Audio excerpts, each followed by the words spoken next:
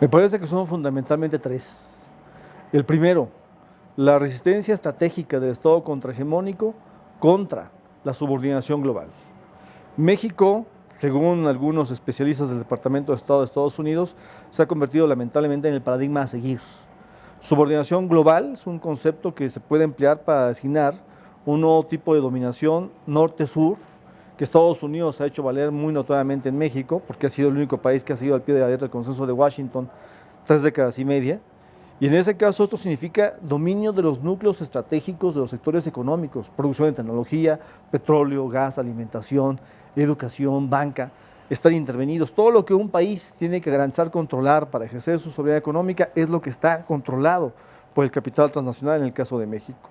Eso integra una forma de subordinación crónica, de larga duración, la resistencia contra la subordinación global, de la que emerge la economía criminal, la masificación de la pobreza, la generación de política de muerte como fundamento de formas decadentes de acumulación por desposesión, la resistencia estratégica contra la subordinación global, es el primer reto que enfrenta el proyecto del Estado contrahegemónico. El segundo tiene que ver con darle continuidad, porque es muy notorio que lo que ha hecho el Estado contrahegemónico en Ecuador es resistir contra las relaciones de poder de la economía mundial, generando una política social de mejoramiento de las condiciones de vida de la población. El salario mínimo, salario básico en Ecuador, es un salario mínimo digno, son $380, en México son $120. El litro de gasolina en Ecuador cuesta 40 centavos, en México cuesta 80 centavos, lo que no impacta solo a la clase media, que es la que más emplea automóvil, sino que tiene un impacto dominó en el sistema de precios de la totalidad de mercancías. Para empezar, en las mercancías alimentarias. Ecuador se ha convertido en el país que más invierte en educación y tiene una política germinal pero efectiva de desmercantificación en la reproducción social con el bono de desarrollo humano. Además de un ejercicio de la soberanía alimentaria que está proyectado en su constitución de un modo muy interesante.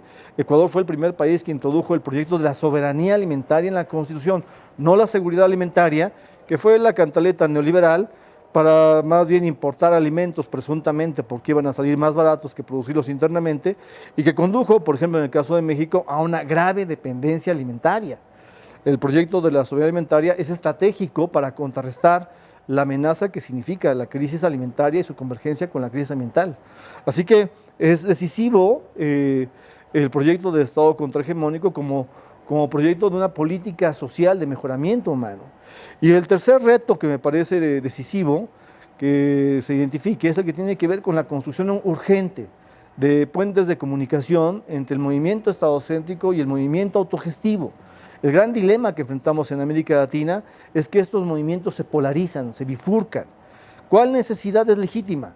La necesidad de defender el desarrollo social para la totalidad del país, que es la que asume el proyecto centrado en el Estado, o las necesidades locales de reproducción de alguna etnia y su relación sagrada con la Pachamama.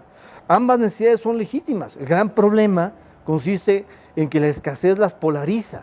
Necesitamos construir acuerdos que permitan desarrollar una articulación estratégica entre estos dos movimientos, porque de eso depende resistir ante la tendencia neoautoritaria que representa el arribo de Trump a la Casa Blanca, donde el proyecto de la Alemania hitleriana, de un área económica amplia, sin libre comercio, o sea, Wirtschaft está de regreso.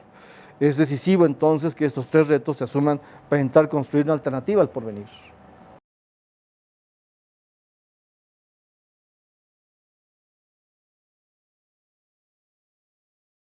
Es muy importante reconocer en este contexto que el proyecto de Estado que Trump personifica se encuentra en el polo extremo a la derecha. Es el proyecto de un Estado xenofóbico que no recurre simplemente al racismo clásico convencional estadounidense. El racismo blanco en Estados Unidos se estimuló fuertemente porque sí hay un impacto de la revolución informática que se lleva a ciertas etapas del proceso de trabajo a la frontera norte de México e incrementa el desempleo en Estados Unidos. Pero eso es por un diferencial salarial que Estados Unidos ha propuesto entre Estados Unidos y México. Pero no solo el racismo clásico, convencional, estadounidense está estimulado por esta forma de dominación. Además, está en juego lo que Bolívar Echeverría llamaba la blanquitud. Es muy importante reconocer que Trump cooptó 30% del voto de latinos y de asiáticos, que regularmente cooptaba el Partido Demócrata en Estados Unidos. Latinos americanizados, ya legalizados en Estados Unidos, votaron contra los latinos migrantes ilegales. Asiáticos americanizados votaron a favor de Trump. Es decir, es un racismo muy peculiar que se despliega enfrentando también a los trabajadores propios de una misma raza, el que se juega en la blanquitud. Este proyecto xenofóbico que combina el racismo clásico con el racismo de la blanquitud es lo que representa Trump. Está estimulando la interiorización de violencia político-destructiva dentro de la relación entre los trabajadores a nivel internacional para propulsar desde allí proyectos bélicos.